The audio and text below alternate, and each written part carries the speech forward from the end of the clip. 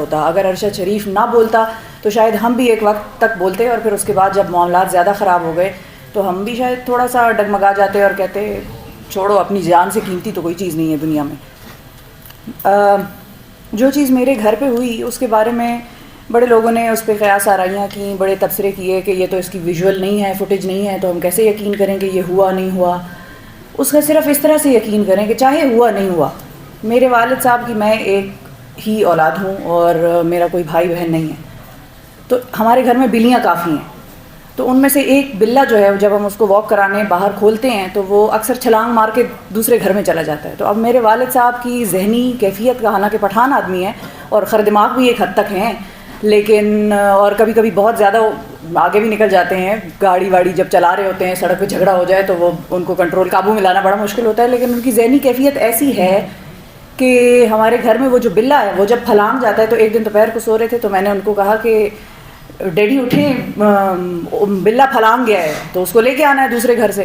تو اب وہ نیند میں تھے یا جس بھی کیفیت میں تھے, انہوں نے مجھے دوبارہ کہا بندے پھلانگ گئے ہیں اٹھ کے. تو ان کے ذہن میں مسلسل وہ چیز چل رہی ہے کہ بندے پھلانگ گئے اور بندے پھلانگ گئے. تو ایک بیٹی کا باپ اگر یہ چیز سوچ رہا ہے تو باقی سب کے گھر والے بھی یہی سوچ رہے ہوں گے, ان کے ذہنوں پہ بھی یہی چیز گزر رہی ہوگی. تو ہم تو ایک ریگریشن میں ہیں اس وقت, اور اگلے سال تک بھی یہ چیز مجھے تو کوئی بہتری نظر آتی, مطلب امید تو مجھے نہیں لگ رہی ہے. لیکن پھر وہ ہم کہتے ہیں کہ امید پہ دنیا قائم ہے, تو ہم بھی اپنی دنیا کو امید پہ رکھیں گے. میرا ارشد شریف سے کبھی کوئی ملاقات نہیں ہوئی, اور ایک دفعہ ہوئی تھی, صرف بڑی شارٹ بریف ملاقات تھی. اور ان کی والدہ اور بیگم سے جب میں ملی تو میری دل میں یہ اس چیز پر مجھے رونا آیا کہ کاش میری ارشد شریف سے پہلے کبھی ملاقات ہوئی ہوتی. وہ اندر ایک خواہش جاگ گئی میری کہ کاش میری ان لوگوں سے ایک ایک ملاقات ہوئی ہوتی. تو اب میں بہت ریگارڈ کرتی ہوں, جب خیر میں پہلے بھی کرتی تھی لیکن اب میں ضرورت سے زیادہ کرتی ہوں. جہاں پر بھی میں کوئی ایسا شخص دیکھوں کہ جس کے ساتھ بے شک میرا کوئی نظریے کا کوئی فرق بھی ہو کبھی, تو بھی میں اس کو اس بات پہ اس طرح سے نہیں ری ایکٹ کرتی جس طرح سے میں پہلے کیا کرتی تھی. بہت ساری چیزیں ہم نے سیکھی ہیں, لیکن افسوس کی بات یہ ہے جو یہ ٹویٹس کی بات کر رہے ہیں کہ آج اس سیمینار کے حوالے سے ٹویٹس ہوئیں اور یہ چیزیں ہوئیں, تو بہت سارے لوگوں نے آج بھی نہیں سیکھا, اور بڑے سینئر لوگ ہیں جنہوں نے اس سارے سلسلے سے کچھ بھی نہیں سیکھا.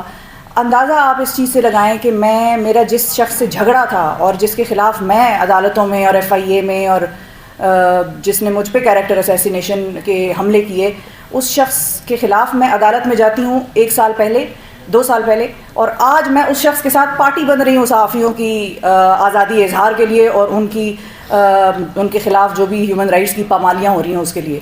تو اس کا تو یہی مطلب ہوا کہ میں نے تو بڑا کچھ سیکھا, لیکن اس گروپ نے یا اس سائڈ کے لوگوں نے جس کو ہم کہتے ہیں people with the other view, انہوں نے شاید ابھی بھی کچھ نہیں سیکھا, کیونکہ ہم تو ان کے ساتھ ایک حد تک جا کر کھڑے بھی ہو گئے بڑی چیزوں میں.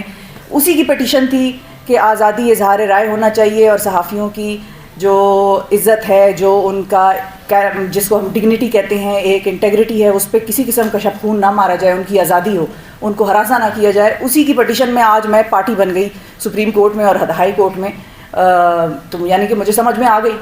تو میرے لیے تو لیسن یہی تھا کہ جب تک آپ اپنی کسی سچویشن میں ہوں اور آپ کچھ سیکھ جائیں تو اللہ تعالیٰ کا آپ پر بڑا کرم ہے کہ ہم کچھ نہ کچھ, تو میں نے تو بہت سیکھا اس سارے سال میں, سینئر سے بھی سیکھا, اپنی سچویشن سے بھی سیکھا اور بڑوں سے بھی سیکھا. تو اللہ تعالیٰ ہمارے ملک کو قائم و دائم رکھے آزادی کے ساتھ, اس ملک کے ساتھ جس کے لیے میں یہ آواز اٹھاتی تھی کہ نہیں پاکستان میں کسی قسم کی کوئی سینسرشپ نہیں ہے. ابھی جو سیمینار کا آغاز ہوا اس میں کہا کہ جو حیدر ہے, تسنیم حیدر, وہ باہر سے بیٹھ کر بول سکتا ہے کہ نواز شریف نے ارشد شریف کے قتل کا منصوبہ بنایا, لیکن ہم پاکستان میں اس کی باتیں دکھا دیتے ہیں. میں آپ کو یہ بتاؤں کہ ہمیں باقاعدہ طور پر کنوے کیا گیا مختلف ادھر ادھر کے میسیجز, اور اس سے کہ ارشد شریف ملک چھوڑ کر گیا ہے, اس پر پروگرام نہیں ہونے چاہیے.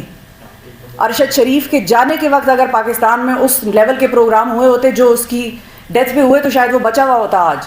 تو ہمیں یہ بات باقاعدہ طور پہ کنوے کی گئی کہ ارشد شریف ملک چھوڑ کر چلا گیا ہے, پروگرام میں ذکر نہیں کرنا کہ ارشد شریف چلا گیا, جس بھی وجہ سے گیا, ڈر کے گیا, بھاگ کے گیا, ایف آئی آر کے خوف سے گیا, تذلیل کے خوف سے گیا, ذکر نہیں ہونا چاہیے کہ ارشد شریف گیا.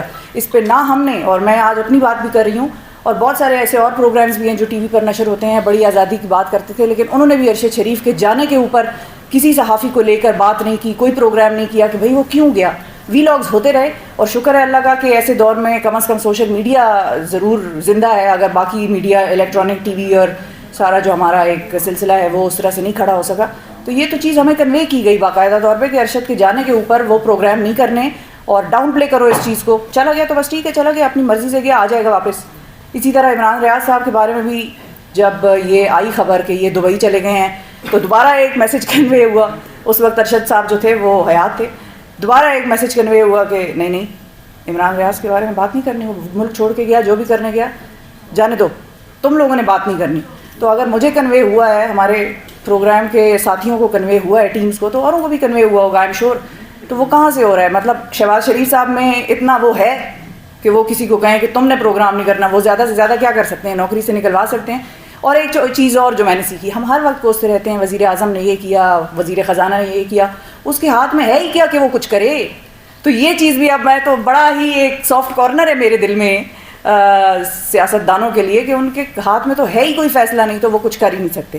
اور میری کلوزنگ آ گئی ہے لیکن جب آپ نے ایکسٹرا پور مجھے پھینک دیا اسٹیج کے آگے تو پھر تو میرے اندر بہت کچھ تھا جو میں نے نکالا. لیکن بہت شکریہ ادا کروں گی میں آپ تمام مہمانوں کا جو یہاں پر آئے, اور جتنے سینئرز یہاں پر بیٹھے ہیں اور جو یہاں پر نہیں بھی بیٹھے ان کا بھی بہت شکریہ کہ وہ کھڑے رہے. تو ان کے پیچھے پیچھے ہم بھی تھوڑے تھوڑے بیبی اسٹیپس لے کر کھڑے ہونے کی اب میں بھی طاقت آئی.